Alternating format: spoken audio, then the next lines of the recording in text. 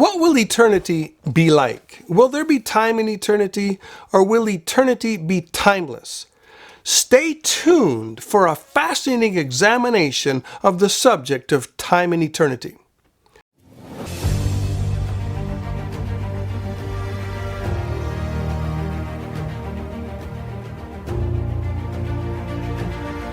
Hi there, I'm Lee Brainerd. Welcome to Soothkeep and another edition of Prophecy in the Crucible. My mission is truth, truth at any cost, truth above every other consideration. Now, the truth that we're covering today is the question of time and eternity. Will there be time in eternity, or will time cease to exist? Now, it is commonly taught by evangelicals, particularly those in the dispensational camp, that time is going to cease to exist in eternity. The go-to verses for this position are Revelation 10:6, where we read in the King James Version, "There should be time no longer," and Revelation 21:23, where we read, "The city had no need for the sun or the moon to shine in it."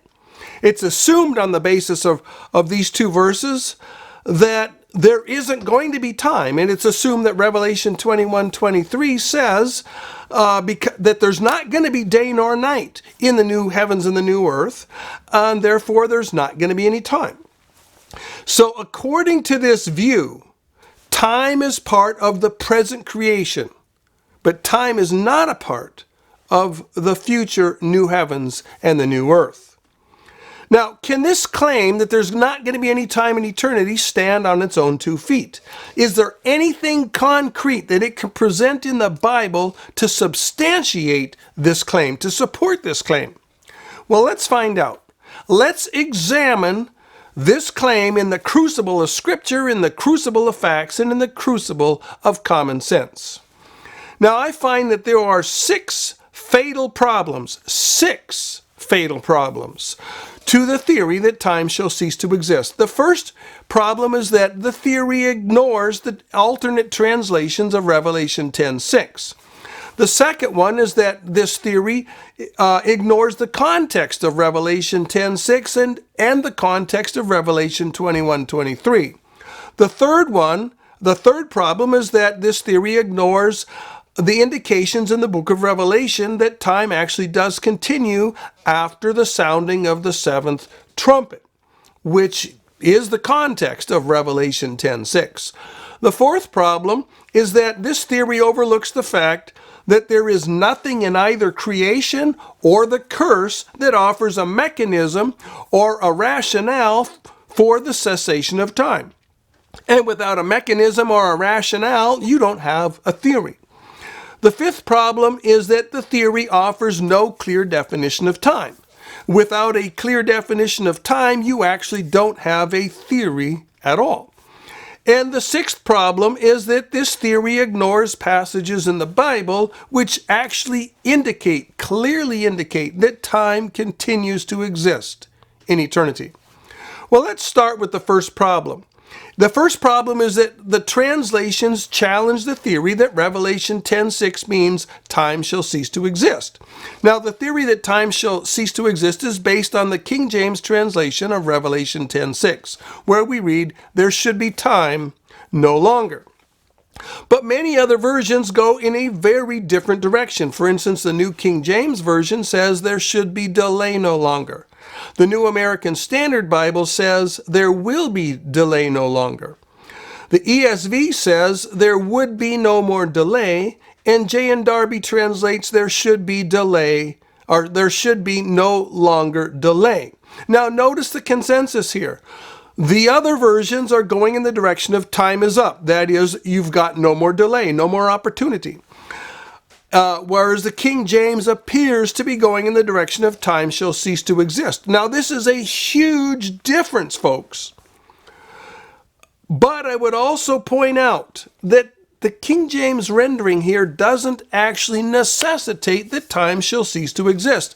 The King James rendering is perfectly capable of carrying the meaning that your time is up. You've got no more time. You've got no more opportunity. And I think really that's all that it actually meant. I think the King James rendering is just an archaic expression that means your time is up. Now, when we look at the vast number of translations that clearly differ with the theory that time shall cease to exist, this raises some very big questions. Whatever happened, folks, to comparing literal translations when we come to perplexing texts? Isn't this part of a robust investigation of the Bible and what the Bible teaches?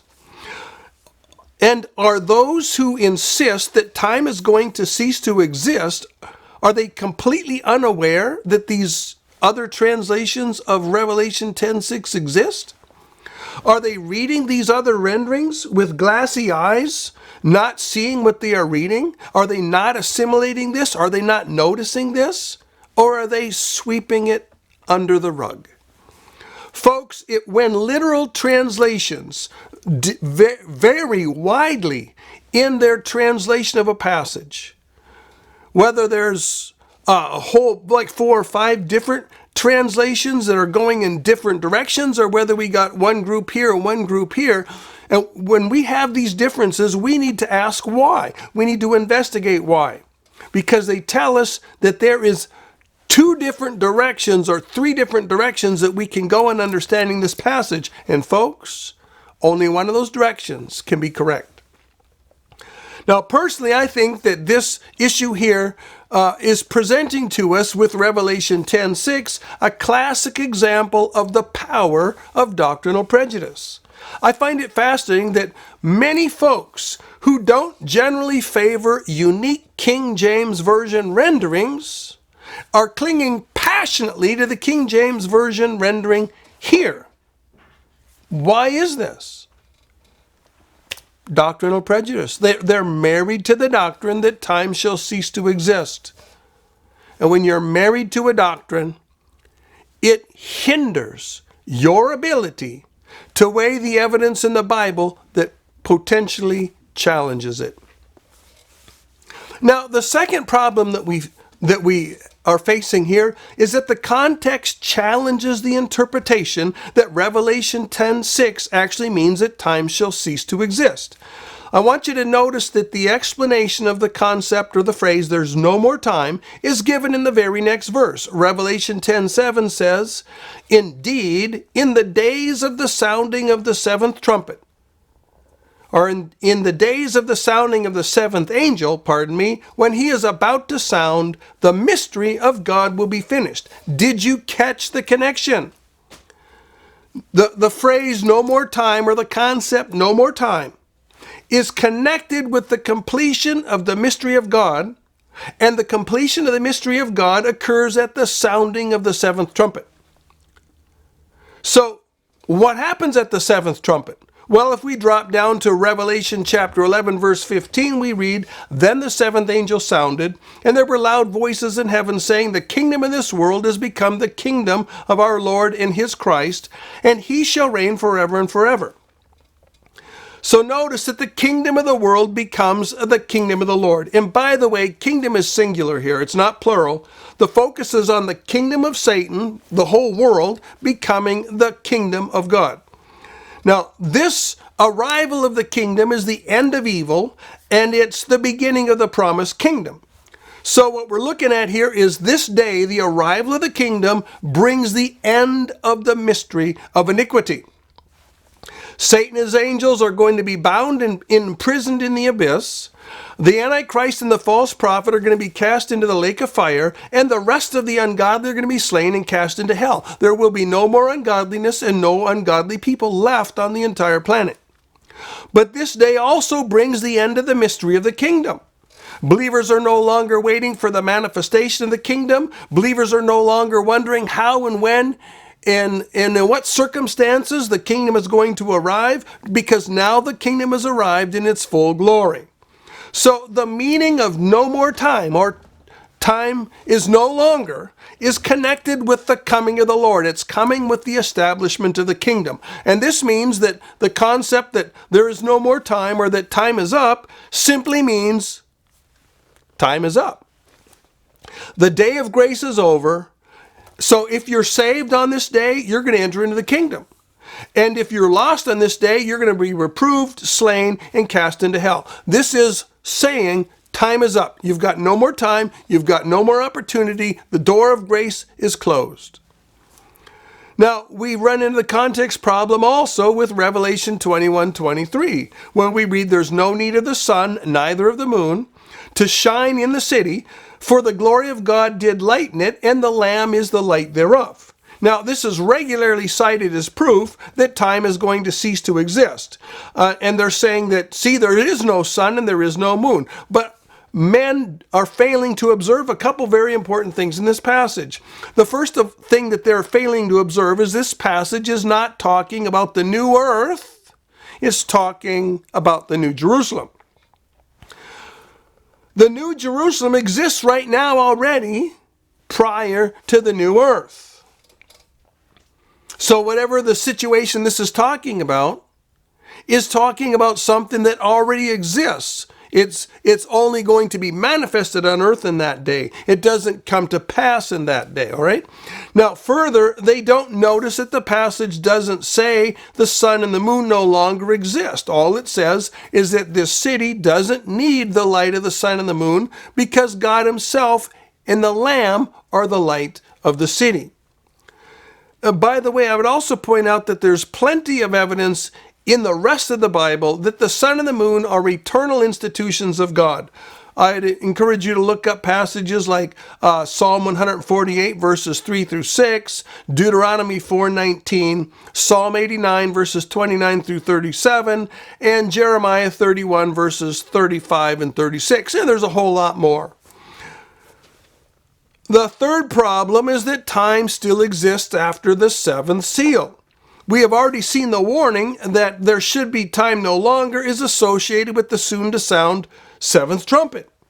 This means that if there shall be time no longer means time shall cease to exist, then time needs to cease to exist at the sounding of the seventh trumpet. But no matter where you think the seventh trumpet sounds in relationship to the 70th week, whether you think it sounds prior to the end of the 70th week or whether you think it sounds at the end of the 70th week, either way, folks, you still have 1,000 years following the sounding of that trumpet. That doesn't really jive very well with the end of time or with time ceasing to exist. You've still got centuries coming. Now, the only way to escape from this problem in dealing with the context and meaning of time shall come to an end is to wave the magic wand and arbitrarily decide that the meaning that time shall be no more doesn't actually apply to the second coming. You've got to pick it up and move it across the 1,000 years and drop it on the far end of the 1,000 years. But folks, I can't do that for all the money in the world. That's ignoring the context. That's ignoring the nature of the case. That's being so married to the doctrine that you don't care what the Bible teaches that would challenge it. The bottom line again is once again we see a testimony that the time shall be no more can only mean time is up. It can't mean time shall cease to exist. It simply means the day of grace is over and the day of judgment is come. Now, the fourth problem that we face is that there's nothing in either creation or the curse that offers a reasonable cause or a rationale for the cessation of time. So let's look at this situation in a nutshell. The argument that time is going to cease to exist in the future is based on the assumption that time is an enemy or an evil that must be put away. Now, if time is an enemy or an evil that must be put away, then it can only be an enemy or an evil on the basis of creation or the basis of the curse. And this puts the theory of the cessation of time in a very tight spot, folks. Because if neither creation or the curse offers a rationale for time being evil, then there is no rationale at all. There's no grounds at all to claim that time shall cease to exist. Now, when it comes to creation and the curse and the relationship to this theory that time shall cease to exist, we only need to ask 3 questions. And we ask these 3 questions, we're going to get to the sift all the way to the bottom of this whole issue, and we're going to have the answer. Now, the first question is time part of God's original creation? If we say yes, then we are going to be facing this great big wall which says it's impossible for time to be evil or to be an enemy. Didn't God call creation good when he finished creation? Didn't he say the universe was good when he finished creation? Yes, of course he did. Didn't God give men the heavenly bodies to measure and mark time and season? Absolutely, he certainly did. Now, if time is a part of the original creation and God called the original creation good, then time is a good gift given to man by God, and it can't be evil, it can't be an enemy. This means that creation leaves us with no mechanism, no rationale to regard time as an evil that must be put away. But if we say that no, time is not part of the original creation, then we're forced to look for a mechanism in the curse. So that brings us to the second question. Was time cursed in the curse? If we say yes, well, now we have a possible explanation for time being evil, but we don't have a mechanism to explain the cessation of time.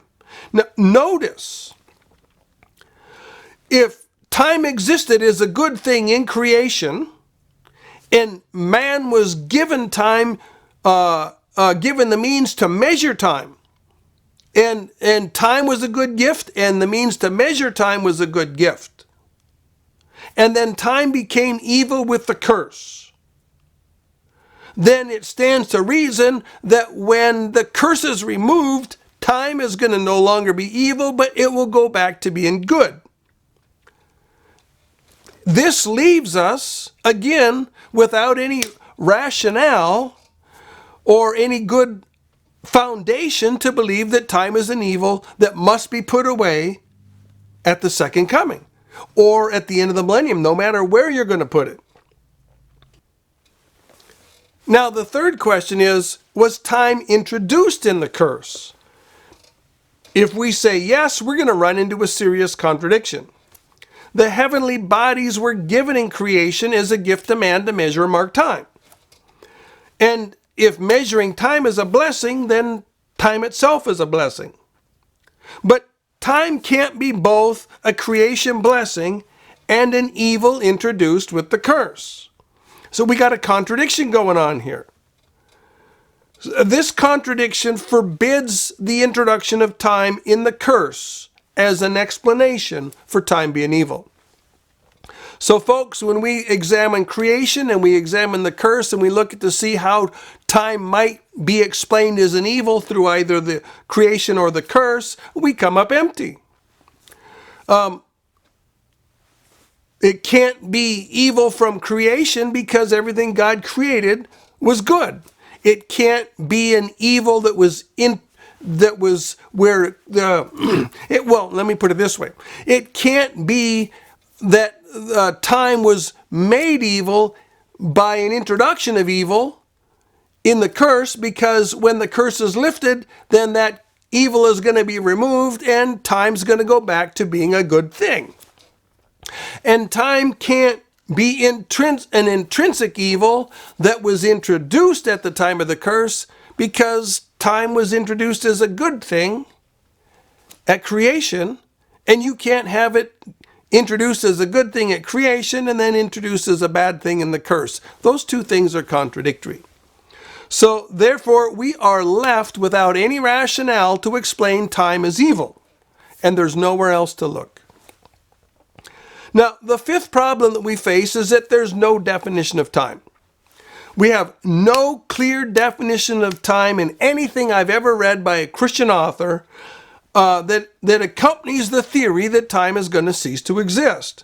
We hear that time is part of the creation, We hear that time is, for all practical purposes, an evil that hinders us, and we hear that time shall cease to exist in the new creation, but no clear definition of time is given. So, folks, what exactly is supposed to cease to exist? This is problematic. It's contrary to the law of falsifiability, which is absolutely essential for scientific inquiry. Theories must be expressed in a way which can either be validated or falsified. A theory of no more time without a clear definition of time is a theory which can't be validated or falsified. So this is not theological science, folks. This is theological superstition. We can't wrestle with the question of time and eternity if we don't first define time. Time can and must be defined. But we're not going to define it right here yet. We're first going to deal with the sixth problem, and then we're going to return to the definition of time and work our way through it. Now, the sixth problem is that there are passages in the Bible which actually indicate the continuation of time and eternity. The fact is, I'm dumbfounded that men teach the cessation of time as an indisputable fact when there's so much material in the Bible that clearly contradicts the theory. So let's examine a few of the arguments, by no means an exhaustive treatment, from the scriptures which teach that there will be time in eternity. The first one is that the very fact of the new heavens and the new earth alone teach that there will be time in eternity. We have the same orbital motion in the new heavens and the new earth, or at least analogous, that we have right now. So if this motion gives us days and months and years in the present time, then it's going to give us days and months and years in the future. How could it be any other way? It's going to give us days and months and years in eternity. How could it be any other way? Two, the fact that one of the phrases in the New Testament for the eternal state is the ages of the ages proves that there's going to be time in eternity. This phrase, the ages of the ages, implies vast measurements of time. We're going to have smaller ages that are going to be incorporated or comprised in larger ages. The orbit of our Earth around the sun is a year. The orbit of our sun around the galaxy is going to be called, who knows, maybe a galaxium? The orbit of our galaxy around its galaxy cluster is going to be, I don't know, a clusterium? But we're going to have vast measurements of time to record and mark the ages of the ages. Now, the third argument for time and eternity is based on Genesis 8:22, where we read, "While the earth remains, seed time and harvest, cold and heat, summer and winter, and day and night shall not cease." We have an everlasting cycling of days and seasons. And as long as the earth remains, this cycling of days and seasons is going to continue. The fourth argument we find in Revelation 20, verse 10, where we read, "The devil that deceived them was cast into the lake of fire and brimstone, where the beast and the false prophet are, and they shall be tormented day and night forever and ever." Again, we see the cycling of time, specifically the cycling of day and night. And this cycling of day and night goes on forever. Statements like this are intentionally included in the Bible to highlight the fact that eternity is not the absence of time, but it's infinite time. The fifth argument that time exists in eternity is Psalm 102:26, where we read of God, "Your years shall have no end." We read a similar thing in Hebrews 1:12, where we read, "As a cloak you shall fold the heavens up, and they shall be changed. But you are the same, and your years shall not fail." Folks, here we see God measuring his own eternal existence by human years, the cycling of the earth around the sun. This demonstrates his condescension in his relationship with mankind, and it also demonstrates that time shall not cease in eternity. One more argument I'll give in this line is 1 Timothy 1:17, where we read, "To the King of the ages." This implies, again, that our future existence is going to be marked by ages. Now, right now we speak about the Stone Age and the Bronze Age and the Iron Age, and the Industrial Age and the Age of Technology and the Information Age. So what kind of glorious experience and discoveries are going to name the ages to come in the future? I can foresee us talking in the eternal kingdom about things like the quantum age and the light speed age and reaching the next galaxy age. At any rate, let's walk through some practical mental exercises that help us nail down what time is. I told you that we're going to return to the definition of time, and that's where we're going right now. So, folks, how do we measure time right now? Time is measured by the motion of bodies. It's the motion of small bodies for micro periods of time. The motion of atoms for the atomic clock. The motion of the second hand, the minute hand, and the hour hand in a watch or a clock. The motion of sand in an hourglass. The motion of a shadow on a sundial. But we also have the motion of large bodies for large periods of time. We have the rotation of the earth for a day.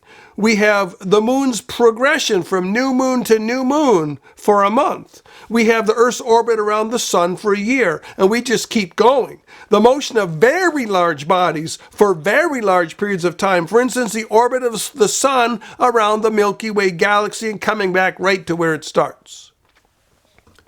Now, if there is no time in the new heavens and the new earth, will there be no motion? If there's not going to be time in the new heavens and the new earth, are atoms not going to move? Is the moon not going to orbit around the earth? Will the moons on the other planets not orbit around those planets?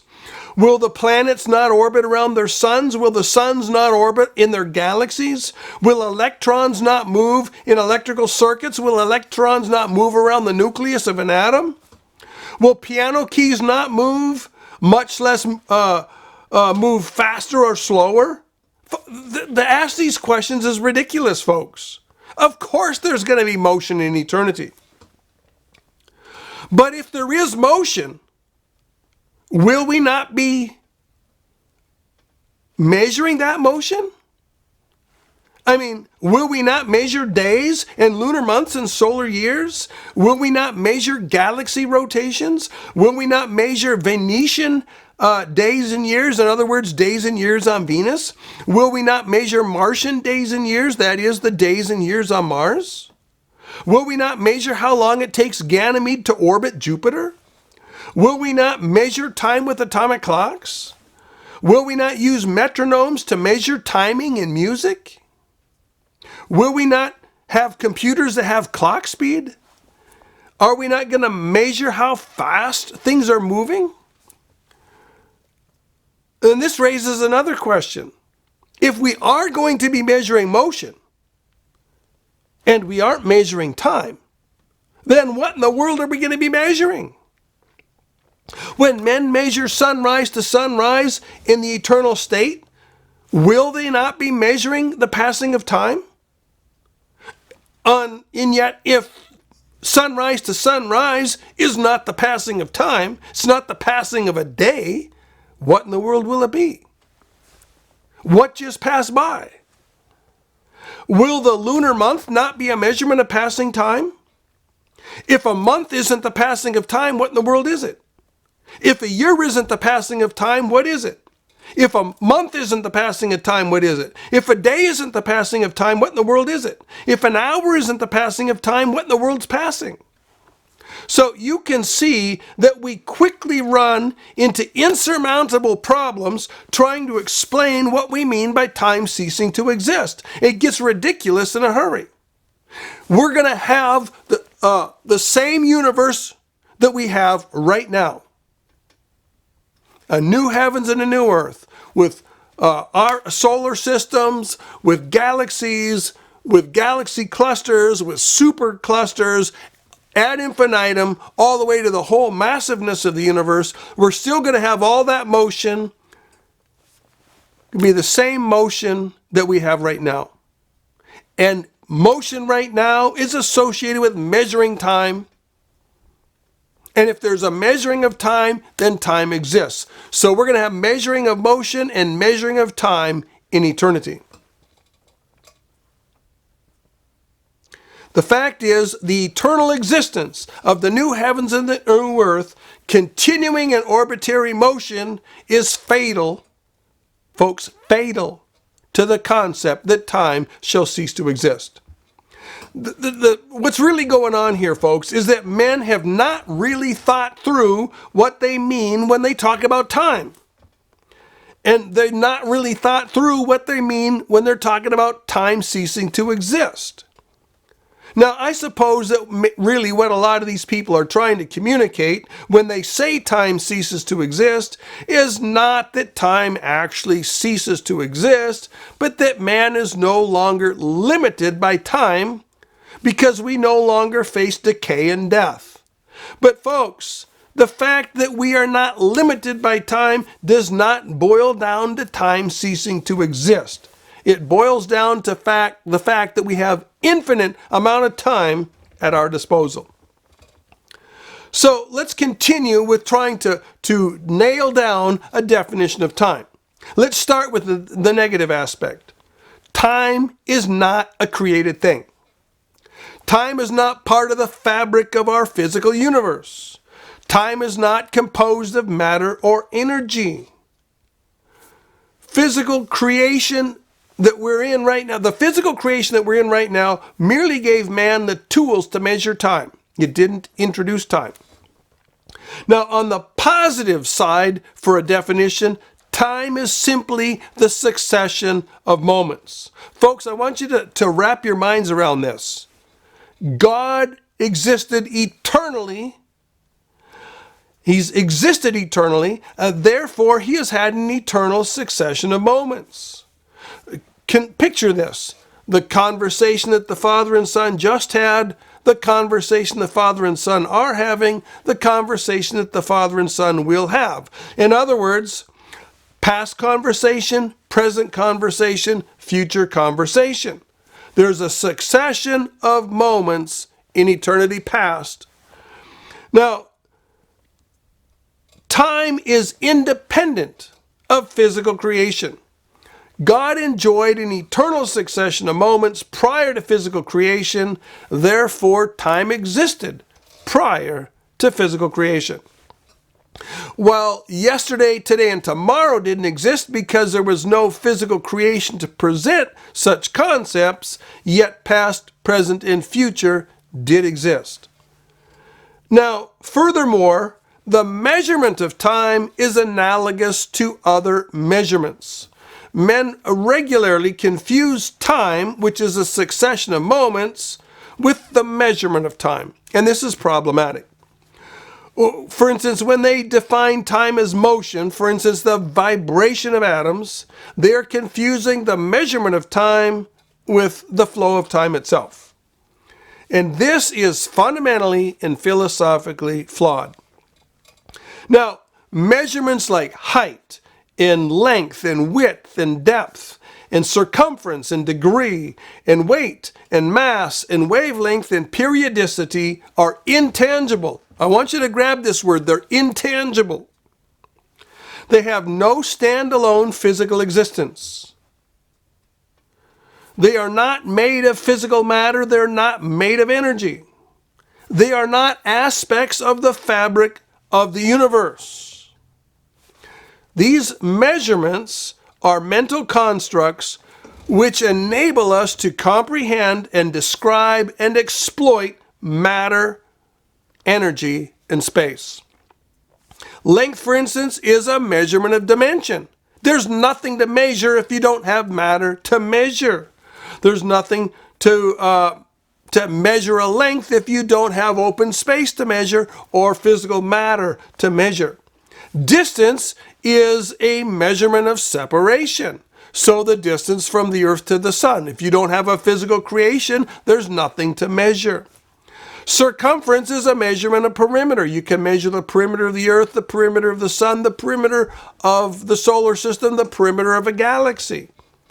Again, the circumference doesn't have any physical existence in and of itself. It's a mental concept, and that has no use apart from a physical creation. Degree is a measure of an angle. Now, likewise, the measurement of time is also intangible. Time has no standalone physical existence. Time isn't composed of matter or energy. Time isn't part of the fabric of the universe. The measurement of time is a mental construct which enables us to comprehend, explain, or describe and exploit the succession of moments.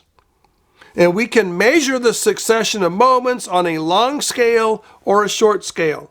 We can measure elapsed moments between 2 points in our perceived linear existence. We can measure from birth to death, from sunrise to sunrise, from new year to new year, from the current day to our vacation. We can measure from the gun to the finish line. There's thousands and millions of examples that we could come up with. We're simply, and folks, we're measuring these succession of moments with arbitrary scales, even as we measure physical length with arbitrary scales. Now, granted, many of these scales are based on intuitive clues that we get from nature, but we've just arbitrarily alighted on these measurement systems, and that's why there's so many different measuring systems, and why we're forced, just for the sake of clear communication between mankind, to finally settle on standardized measurements. So in conclusion, folks, and hopefully I've made some sense to you, and if I'm not making sense, write me some emails and I'll try and do some short videos that will clarify the points that don't make sense. But in conclusion, the concept that time is an evil that must be put away is really not a tenet of robust biblical theology. It's a wobbly theory that has no substantial biblical ground. There's no rationale for time being evil and then to be put away. There's no rationale for it in the creation or in the curse. Time is not part of the physical creation. It's not a matter of it's not matter, it's not energy, it's not part of the fabric of the universe. Time is simply the succession of moments. We enjoy this succession of moments that we're in because our existence is inside the realm of His eternal existence. As we read in Acts 17:28, in Him we live, move, and have our being. In other words, have our existence. And this is talking about mankind in general, not merely redeemed mankind. Now, and time existed before creation because God existed before creation. Through all eternity past, God experienced an unending succession of moments. Again, as I pointed out earlier, the conversation the Father and Son just had, the conversation the Father and Son are having, the conversation the Father and Son are going to have. And this succession of moments is not part of physical creation. It's not limited to physical creation. It's independent of physical creation. All physical creation gives man is physical tools to measure the flow of time, to measure the succession of moments. And this succession of moments is never going to end. It was here before creation, and if God puts creation aside, it's still going to continue. As long as the Father and the Son and redeemed mankind exist, there will be an eternal succession of moments for mankind to enjoy. There's going to be day and night, summer and winter forever. There's going to be one new moon to another forever. There's going to be from one Sabbath to another forever. There's going to be one feast to another feast forever. There's going to be an infinite eternal cycle of feasts. And the measurement of time is never going to cease. God gave us the orbiting heavens over our heads as an eternal gift to measure the passing of time. Folks, His gifts, the Bible says, are without repentance. Indeed, the universe is a gigantic clock capable of measuring such vast amounts of time that our minds cannot comprehend them. We are ultimately going to measure time by the orbit of our sun around the Milky Way galaxy, which maybe we'll call it a galaxium. And we're going to measure time by the orbit of our galaxy around our galaxy cluster, which maybe we're going to call a clusterium. And this is going to go on ad infinitum to numbers so vast that our minds cannot comprehend them. Folks, the motion of the universe is never going to cease, and therefore the measurement of time is never going to cease, and therefore time is never going to cease. So I want you to be excited, dear saints, because the passing of time through the ages of the ages is going to be glorious, and you're going to enjoy this glorious eternity. You're going to enjoy an eternity of your favorite kind of winters. Whether you're a ski bum or whether you're a beach bum, it's not going to matter. You're going to have an eternal succession of winters to enjoy.